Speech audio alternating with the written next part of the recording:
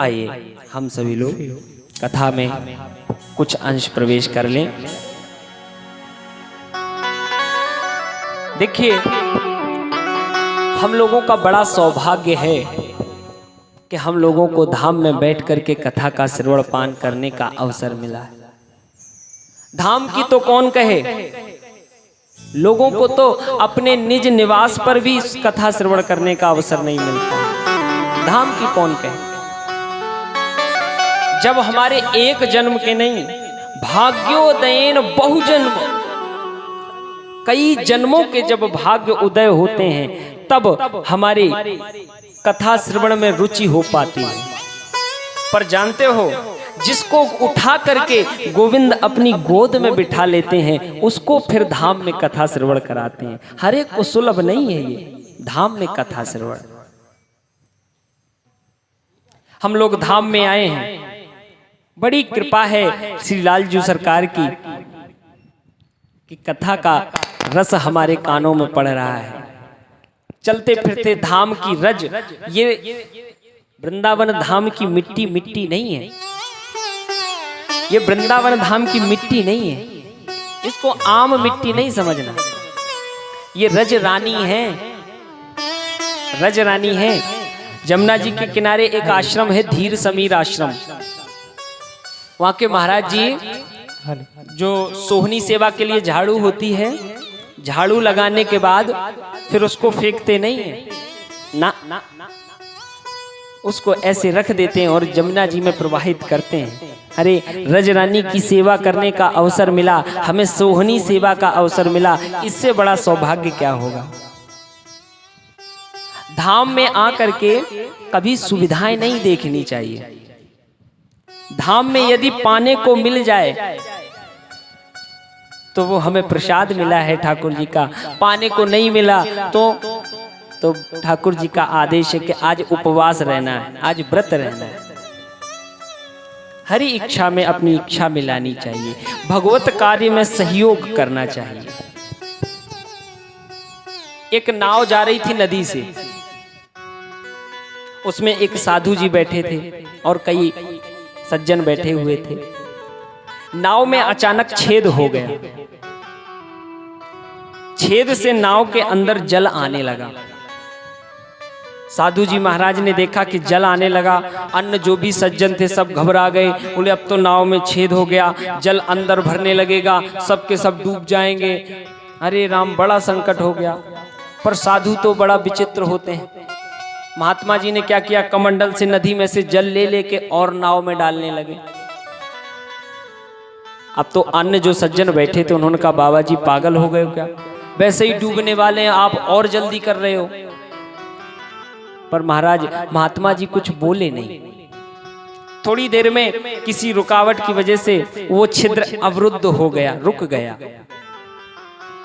महात्मा जी ने देखा छेद में पानी आना बंद हो गया, तो अब नाव से निकाल निकाल के बाहर डालने लगे पानी। सज्जनों ने पूछा, महाराज ये आपकी युक्ति हमारे समझ में नहीं आई। जब नाव में छेद हो गया, पानी बाहर निकालना था, तब आप अंदर डाल रहे थे, और अब जब नाव का छिद्र बंद हो गया है, अब पानी डाल सकते हो, लेकिन अब आप निकाल रहे हो, ऐसा क्यों। बड़ा अद्भुत उत्तर दिया महात्मा जी ने। महात्मा जी बोले, देखो जब नाव में छिद्र हुआ तो मैंने ये समझ लिया कि श्री ठाकुर ये चाहते हैं कि ये नाव में पानी भरे, ये सब जल में डूब जाएं। तो अगर भगवान ये चाहते हैं तो भगवान के कार्य में सहयोग करो। छेद से थोड़ा थोड़ा पानी आएगा, हमने कमंडल से ज्यादा ज्यादा डाला कि जल्दी पानी आए, जल्दी डूबे, भगवान का सहयोग हो जाएगा। लेकिन जब छिद्र बंद हो गया तो हमने सोचा नहीं, भगवान की इच्छा तो कुछ और है, हमें पार लगाना चाहता है। तो हमने कहा भगवान का सहयोग करो, तो अंदर से जल निकाल के बाहर किया। भगवत कार्य में सहयोग करना चाहिए। हम लोग धाम में आते हैं तो सेवाएं रखते हैं, नहीं, ये तो रजरानी की सेवा है, दौड़ के सेवाएं पकड़नी चाहिए। जो भी सेवा मिल जाए, जो भी सेवा मिल जाए, कितना सौभाग्य है। आप कल्पना करो, आपके गांव में कितनी जनसंख्या है, उस जनसंख्या में से केवल आपको चुना गया है। लाखों में किसी एक को चुनते हैं, अंदर की आवाज को सुनते हैं। एक बड़ा सुंदर भजन है, हमारे विजय जी गाया करते हैं, वृंदावन के लिए कुछ खास दिल मखसूस होते हैं, ये वो नगमा है जो हर साज पर गाया नहीं जाता। ये वो नगमा है जो हर साज पर नहीं गाया जाता। इसके लिए तो कुछ चुने जाते हैं, चुनाव होता है। अरे हम बड़ भागी हैं, कम से कम प्रिया प्रियतम की नजरों में हम आ तो गए, हमें चुन तो लिया गया कि धाम में बुलाया तो है। ये बड़ी कृपा है श्री श्यामाजू सरकार की। और यूं कह लें कि हम लोगों के अन्न जल का विधान था। देखिए, एक बात आप निश्चित मान लीजिए, जिसका जहां पर अन्न जल का विधान है वो उसी समय वहां पर उपस्थित हो जाएगा। आप कहेंगे महाराज हमने इन रिश्तेदार को अपने यहाँ रुकाया, 4 साल हमने रोटी करके खिलाई, आपने नहीं खिलाई। उसके अन्न जल का विधान था, वो जितना अन्न लिखा था वो उतना अन्न भोजन करके गया आपके घर से। देखिए, एक जुंडी का ढेर लगा हुआ था, ठाकुर साहब खड़े थे, महात्मा जी आए, अरे ठाकुर साहब राधे राधे, हाँ लाओ भंडारे के लिए कुछ जुंडी का दान करो। ठाकुर साहब बोले काहे को दान करें? महात्मा जी बोले अरे तुमने सुना नहीं है, दाने दाने पे लिखा है खाने वाले का नाम। ठाकुर जी ने बुलाया, ठाकुर साहब ने बुलाया, छत्री थे वो सज्जन, बुलाया, इधर आओ महात्मा जी। एक दाना उठाया जुंडी का, एक दाना ऐसे गद्दी पर रखा, हथेली पर रखा, हथेली पर रख करके पूछा बताओ महाराज इस दाने पर किसका नाम लिखा है? महात्मा जी ने देखा, बोले इस पर दिल्ली की काली मुर्गी का नाम लिखा है। ठाकुर साहब बोले अभी तुम्हारी बात को हम झूठी किए देते हैं, अभी ऐसे हाथ करेंगे दाना खा लेंगे, देखो तुम्हारी बात हो गई झूठी। ठाकुर साहब ने ऐसे हाथ किया दाना खाने को, तो दाना मुंह की बजाय नाक में चला गया, और दाना नाक में जाने के बाद यहाँ फंस गया। जुंडी के एक क्रिया होती है, जुंडी का एक भाव होता है, एक स्वभाव होता है कि वो जैसे ही जल पाता है तो फूलता है जुंडी। अब वो जल, चूंकि नासिका के छिद्र में तो जल होता ही है, तो यहाँ से जल पा करके वो बढ़ने लगा। अब तो ठाकुर साहब को बड़ी समस्या श्वास लेने में। आसपास के डॉक्टरों को दिखाया तो उन्होंने चिमटी से निकालने का प्रयास किया तो निकला नहीं, वो और अंदर हो गया। एक डॉक्टर को दिखाया, उसने अल्ट्रासाउंड किया, उसने देखा, बोले महाराज जी आपका यहाँ कहीं पर भी नहीं हो सकता, दिल्ली जाइए आप सफदरजंग हॉस्पिटल में इसका ऑपरेशन करवाइए, तब ये दाना निकलेगा। दिल्ली पहुंचे, सफदरजंग हॉस्पिटल में नासिका का ऑपरेशन हुआ, दाना निकाला गया, रखा गया, लैब में भेजा गया परीक्षण के लिए। परीक्षण से आया, बोले देखिए ठाकुर साहब ये दाना आपकी नाक में फंसा हुआ। ठाकुर साहब ने देखा तो क्रोध के मारे वो दाना ऐसे फेंक दिया। जैसे ही फेंका तो क्या देखते हैं कि खिड़की के बाहर एक काले कलर की, काले रंग की मुर्गी आई और उस दाने को खा करके चली गई। दाने दाने पर लिखा है खाने वाले का नाम। एक सज्जन अपने पुत्र को लेकर के पहुंचे एक महात्मा के पास, बोले महाराज जी ये हमारा पुत्र बहुत खाता है, बहुत खाता है। अच्छा कैसे खाता है? बोले महाराज जी इतना खाता है, जब भोजन करता है तो 80-80, 90-90 रोटियां खाता ही चला जाता है, ये तो बंद ही नहीं करता है। जब सामने वाला पात्र जो होता है भोजन बनाने वाला जमीन पर फेंक देता है तब बंद करता है, इतना भोजन करता है। अच्छा, और महाराज जी जब भोजन कर, एक दिन तो ये भोजन कर रहा था और कहता जा रहा था दाने दाने पर लिखा है खानहार का नाम, दाने दाने पर लिखा खानहार का नाम, और 40-50 रोटियां खा चुका। तो जो रसोई में माता भोजन बना रही थी वो रसोई से ही बोली तू तो दाने दाने नहीं, तू तो ये कहे बोरे बोरे पे लिखा है खानहार का नाम, दाने से तुझे लेना ही देना क्या है। 50-60 रोटी खा ली। किसी ने कहा भैया बीच बीच में पानी तो पियो, तो बोले रोको बीच तो आए। 50-60 रोटी में जिसका बीच ना आए तो सोचो आप कितना भोजन करता हो। बोले महाराज जी बड़ी समस्या, ये बड़ा भोजन करता है, बहुत भोजन खाता है, ये बहुत खाता है। संत तो बड़ा विलक्षण होते हैं। संत ने बड़ा अच्छा उत्तर दिया। देखिए ये लड़का जो तुम्हारा है ये उतना ही खाता है, देखिए ध्यान से सुनना, ये उतना ही खाता है जितना इसका खाता है। खाते से अधिक ये लड़का क्या इस संसार में कोई नहीं खाता है। कैसे? बोले महाराज शुगर हो गई। शुगर का तो बहाना है, शक्कर का खाता खत्म हो गया, शक्कर के खाते पर रेड लाइन लग गई।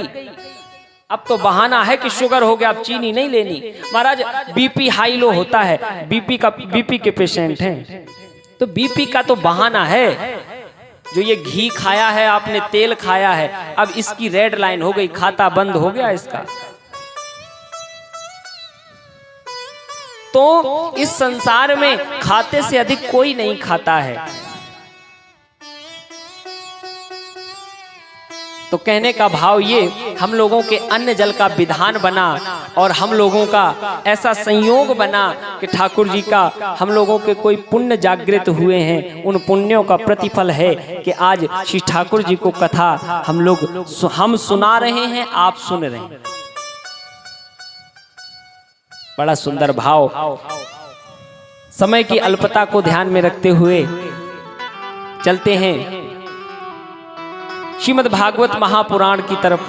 श्रीमद् भागवत महापुराण है क्या? श्रीमद् भागवत महापुराण कोई साधारण किताब नहीं है, कोई मनोहर कहानियों की पुस्तक नहीं है जहां इच्छा आवे पढ़ लो।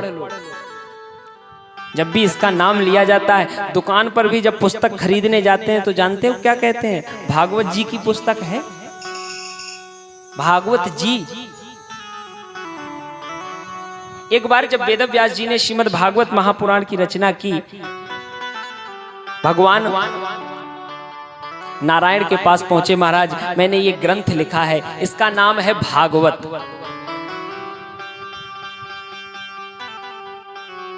तो महाराज भगवान नारायण तो बड़े प्रसन्न हुए, माता लक्ष्मी थोड़ा नाराज हो गई। माता लक्ष्मी बोली आपने भागवत लिखा है, इसका अर्थ क्या है? भागवत जो नाम रखा है इस ग्रंथ का, बोले इसका अर्थ है भगवता प्रोक्ता स भागवता, भगवान के द्वारा जो कही गई वो भागवत। माता लक्ष्मी बोली तो ये भगवान के लिए है, हम तो नाराज हो ही जाएंगे, हमारा कहीं नाम ही नहीं। तो वेद व्यास जी तो वाणी के चातुर्य हैं, तुरंत बोले नहीं मैया, इसको ऐसे भी कह सकते हैं भगवती प्रोक्ता स भागवता। माता लक्ष्मी बोली ये तो मन रखने के लिए कह रहे हो व्यास जी, अगर हमारा नाम होता तो स्पष्ट रूप से देना चाहिए था आपको। व्यास जी बोले कोई बात नहीं, तुरंत मयूर पंख उठाया, आगे लिख दिया श्रीमद। सीधा सीधा इसका संतों के द्वारा भाव प्राप्त होता है। श्रीमद, श्री अर्थात लक्ष्मी जी, मद माने अभिमान। लक्ष्मी जी को भी जिस ग्रंथ पर अभिमान हो वो है श्रीमद् भागवत। भागवत जी का शाब्दिक विवेचन हम लोग समझते हैं। भा से भक्ति, गा से ज्ञान, वा से वैराग्य और ता से त्याग। अर्थात भक्ति, ज्ञान, वैराग्य और त्याग, इन चारों का जो समागम है वो श्रीमद् भागवत महापुराण में है। ये परमहंसों की भी संहिता है। भगवान श्री कृष्ण की एक एक अक्षर में श्यामलता समाई हुई है। जब भगवान श्री गोविंद इस धराधाम को छोड़ करके परलोक धाम को जा रहे थे, उस समय सभी देवों के देखते देखते भगवान श्री कृष्ण ने श्रीमद् भागवत महापुराण की परिक्रमा की और सदैह श्रीमद् भागवत महापुराण ग्रंथ में प्रविष्ट हो गए।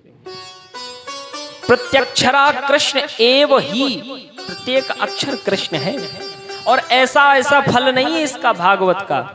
ऐसा नहीं पंडित जी आप अपनी वजह से कह रहे हैं, नहीं ऐसा कुछ नहीं। श्रीमद् भागवत महापुराण की महिमा तो स्वयं नारायण ने ब्रह्मा जी से गाई है। नारायण कहते हैं ब्रह्मा जी से, दृष्टवा दूराद, दूर से भी कोई अगर दृष्टि कर ले, देख ले श्रीमद् भागवत महापुराण के ग्रंथ को और देख करके उस पुराण की तरफ कदम बढ़ा करके अगर चल दे तो प्रत्येक कदम पर अश्वमेव यज्ञ का फल प्राप्त होता है। ये है श्रीमद् भागवत महापुराण। ये परमहंसों की संहिता है। इसीलिए बड़े दत्त चित्त के साथ में इस श्रीमद् भागवत महापुराण का श्रवण पान हम लोगों को करना चाहिए। अच्छा, ईमानदारी से बताएं, हम लोग कथा श्रवण कर रहे हैं, विचार करना, कितने सालों से हम लोग कथा श्रवण कर रहे हैं? जाने कितनी बार हमने श्रीमद् भागवत महापुराण का रसपान किया, यानी कितनी बार। पर गोकर्ण की तरीके से हम लोगों के लिए विमान क्यों नहीं आए? विचार करो जरा, विचार। गोकर्ण जी ने श्रीमद् भागवत महापुराण सुनाया, वही ग्रंथ है, ठीक वैसे ही इसका वाचन हो रहा है, फिर हम लोगों के लिए विमान क्यों नहीं आते? कहीं ना कहीं श्रवण में भेद करते हैं हम लोग उस दत्त चित्त के साथ में, एकाग्र चित्त के साथ में हम लोग कथा श्रवण नहीं कर पाते हैं। अच्छा चलो दूसरी बात, चलो मानते हैं आपने बहुत अच्छी कथा सुनी, बहुत अच्छी कथा, इतनी देर की कथा में भगवान प्रसन्न हो गए, आपके लिए विमान ले आए, आश्रम के बाहर विमान खड़ा है, बोले चलो किसको किसको ऊपर चलना है, तो कौन कौन तैयार हो जाएगा? सब ये कहेंगे महाराज जी अब आज का तो रुक जान दो, आज तो आश्रम का भोजन पा लेते, फिर सुबह चले जाते। श्रीमद् भागवत महापुराण है, इस ग्रंथ की महिमा स्वयं नारायण भी नहीं भूल कह सकते हैं। महाराज श्रीमद् भागवत महापुराण का आइए हम लोग महात्मा का प्रथम श्लोक सुनते हैं। महात्मा अर्थात महिमा, महिमा जो दूसरे के द्वारा गाई गई हो। तो श्रीमद् भागवत महापुराण की महिमा किसके द्वारा गाई गई है? ये श्री पद्म पुराण के उत्तरखंड के द्वारा गाई गई है। तो आइए श्रीमद् भागवत महापुराण के महात्म के प्रथम श्लोक की हम लोग चलते हैं। बड़ा सुंदर श्लोक है।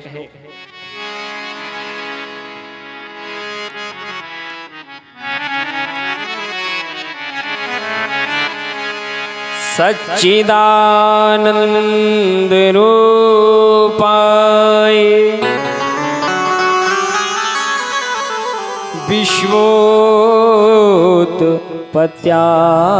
विश्वोत्पत्त्यादि हेतवे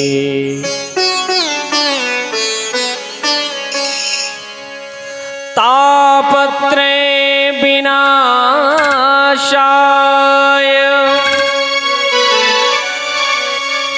श्री कृष्णाय वयं नुमः।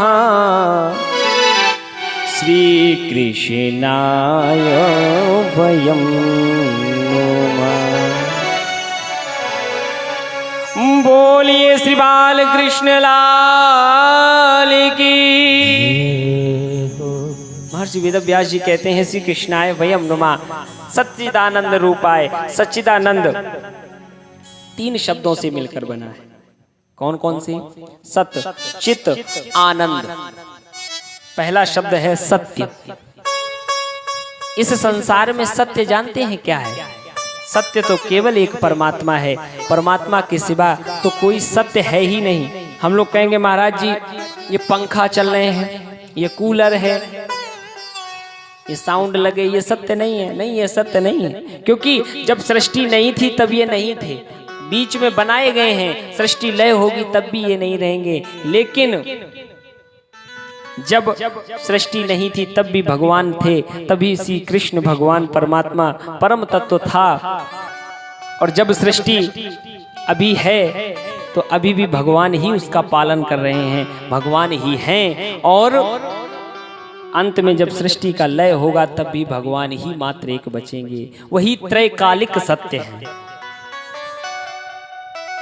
गर्भ स्तुति में दसम स्कंद में ब्रह्मा जी ने तो 9 बार भगवान को सत्य सत्य सत्य कहकर के संबोधित किया है। आप तो परम सत्य हैं। 9 बार सत्य क्यों कहा? 8 बार कह देते, 11 बार कह देते, 15 बार कह देते, 9 बार ही क्यों? 9 को पूर्णांक माना जाता है। 9 पूर्णांक है। कहेंगे महाराज कैसे? 9 पूर्णांक है। आप 9 का 2 गुना करो, 9 दूनी 18। 18 में 2 अंक होते हैं, 1 8, 1 और 8, तो 8 और 1 9, 9 तिये 7 और 2, 9 चौको 36, 6 और 3। आप कितने भी 9 के गुणित करते जाओ, कैलकुलेटर लेके बैठ जाओ, लेकिन 9 से आगे बढ़ेगी ही नहीं गिनती, क्योंकि 9 पूर्ण है। ब्रह्मा जी कहते हैं कि प्रभु आप ही पूर्ण हैं, तो सत्य तो केवल भगवान ही है। और